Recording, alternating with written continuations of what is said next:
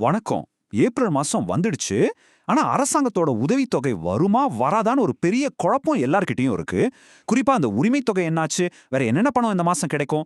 வாங்க, அடுத்த சில நிமிடங்கள்ல இந்த எல்லா சந்தேகங்களுக்கும் ஒரு தெளிவான விடைய பார்க்கலாம். சரி, வாங்க. இப்போ எல்லார் மனசுலயும் இருக்கிற அந்த முக்கியமான கேள்விக்கு நேரா போயிடலாம். ஏப்ரல் மாதத்துக்கான கலைஞர் மகளிர் உரிமைத் தொகை ரத்து செய்யப்பட்டு விட்டதா? பதில் ரொம்பவே சிம்பிள்ங்க. இல்ல, ரத்து செய்யப்படல. ஆனா இதுல ஒரு சின்ன ட்விஸ்ட் இருக்கு. என்னன்னா, ஏப்ரல் மாசத்துக்கான பணம் ஏற்கனவே உங்களுக்கு வந்தாச்சு. எப்போன்னு கேக்குறீங்களா? பிப்ரவரி மாசமே முன்பணமா உங்க அக்கவுண்ட்டுக்கு கிரெடிட் ஆயிடுச்சு. சரி, இது எப்படி நடந்தது?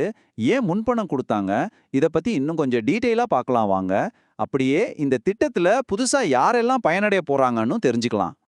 இப்ப இந்த டைம்லைனை பாருங்களேன், உங்களுக்கு விஷயம் ரொம்ப கிளியரா புரிஞ்சிடும். பிப்ரவரியில உங்களுக்கு கிடைச்ச அந்த தொகை அந்த மாசத்துக்கு மட்டும் கிடையாது.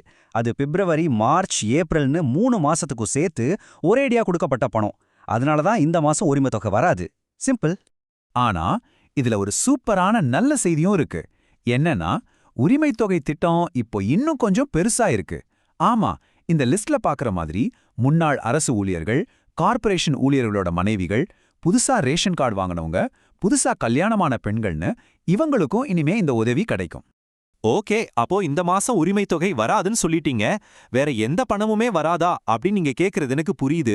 பதில் கண்டிப்பா வரும். அதுல ரொம்ப முக்கியமான ஒரு திட்டம் தான் நம்ம மாணவிகளுக்கான புதுமை பெண் திட்டம். அத பத்தி இப்போ பார்க்கலாம். அப்போ என்னது இந்த புதுமை பெண் திட்டம்? ரொம்ப சிம்பிளா சொல்லணும்னா, கவர்மெண்ட் ஸ்கூல்ல படிச்சு முடிச்சு இப்போ காலேஜ்ல அடி எடுத்து வச்சிருக்கிற நம்ம மாணவிகளோட படிப்புக்கு உதவுறதுக்காக மாசம் அரசாங்கம் கொடுக்கிற ஒரு நிதி உதவி தான் இது. அப்போ எவ்வளவு பணம் கிடைக்கும்? இந்த திட்டத்தின் கீழே தகுதி இருக்கிற ஒவ்வொரு மாணவிக்கும் மாசம் தவறாம சரியா 1000 ரூபாய், அதாவது 1000 ரூபாய் அவங்களோட பேங்க் அக்கவுண்ட்டுக்கு நேரா வந்துடும். சரி, இதுக்கு யார் யாரெல்லாம் தகுதியானவங்கன்னு பார்த்தீங்கன்னா, முதல்ல அவங்க மாணவிகளா இருக்கணும். ரொம்ப முக்கியமான கண்டிஷன் என்னன்னா, 6ஆம் வகுப்புல இருந்து 12ஆம் வகுப்பு வரைக்கும் கண்டிப்பா கவர்மெண்ட் ஸ்கூல்ல படிச்சிருக்கணும். இப்போ ஒரு டிகிரி கோர்ஸ் பண்ணிக்கிட்டு இருக்கணும். அடடா, இந்த உதவி மாணவர்களுக்கு மட்டும்தானா? பசங்களுக்கு ஒண்ணுமே இல்லையான்னு யோசிக்கிறீங்களா? கவலையை விடுங்க, நம்ம மாணவர்களுக்கும் இதே மாதிரி ஒரு சூப்பரான திட்டம் இருக்கு. அதுதான் தமிழ் புதல்வன் திட்டம். புதுமை பெண் திட்டத்துல என்ன கிடைக்குமோ அதே தான் இங்கேயும். எந்த மாற்றமும் இல்ல.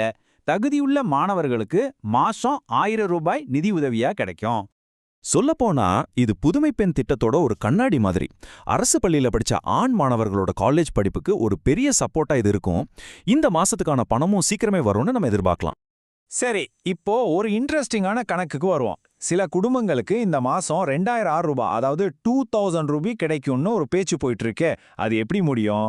அதுக்கு பதில் இந்த 2 திட்டத்தையும் ஒன்னா சேர்த்து பார்த்தா நமக்கு கிடைச்சிடும். கணக்கு ரொம்ப சிம்பிள்ங்க. ஒரு வீட்ல புதுமை பெண் திட்டத்துக்கு தகுதியான ஒரு பொண்ணும் தமிழ் புதல்வன் திட்டத்துக்கு தகுதியான ஒரு பையனும் இருந்தா அந்த குடும்பத்துக்கு என்ன கிடைக்கும்? பொண்ணுக்கு ஒரு 1000, பையனுக்கு ஒரு 1000, ஆக மொத்தம் 2000 ரூபாய் இந்த மாசம் கிடைக்கும். அவ்வளவுதான் விஷயம். இப்ப இந்த டேபிள பாருங்க, பளிச்சுன்னு புரியும். 2 திட்டத்தோட பேரும் இருக்கு, யாருக்கானதுன்னு இருக்கு, எவ்ளோ தொகைன்னு இருக்கு. ரெண்டுமே மாசம் 1000 ரூபாய் கொடுக்கிற கல்வி உதவி திட்டங்கள் தான். ஒரே வித்தியாசம், ஒன்னு மாணவிகளுக்கு, இன்னொன்னு மாணவர்களுக்கு. சரி, அப்போ இந்த மாசத்தோட முழு அப்டேட்டையும் 3 பாயிண்ட்ல டக்குன்னு பாத்துடலாம் வாங்க. 1, உரிமை தொகை முன்பணமாவே வந்தாச்சு. 2, தகுதியுள்ள மாணவிகளுக்கு புதுமை பெண் திட்டத்துல 1000 ரூபாய் வரும். 3, தகுதியுள்ள மாணவர்களுக்கு தமிழ் புதல்வன் திட்டத்துல 1000 ரூபாய் வரும். இவ்வளவுதான் சுருக்கம். சோ கடைசியா சொல்ல வர்றது என்னன்னா, இந்த பண உதவிங்கிறது வெறும் அக்கவுண்ட்ல கிரெடிட் ஆகிற நம்பர்ஸ் மட்டும் இல்ல. மாணவர்களோட படிப்பு நடுவுல நின்னுடக்கூடாது. அவங்களுக்கு ஒரு பெரிய ஊக்கமா இது இருக்கணுங்கிறது தான் இந்த திட்டங்களோட உண்மையான ஆழமான நோக்கம். ஓகே, தமிழ்நாடு அரசோட இந்த நலத்திட்ட உதவிகள் பத்தின உங்க குழப்பங்களுக்கு இப்போ ஒரு தெளிவான பதில் கிடைச்சிருக்கும்னு நம்புறேன். இறுதியா உங்களை யோசிக்க வைக்கிற ஒரு கேள்வியோட இந்த விளக்கத்தை முடிக்கலாம்.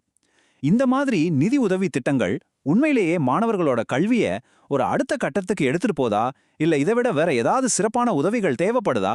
இத பத்தி நீங்க என்ன நினைக்கிறீங்க?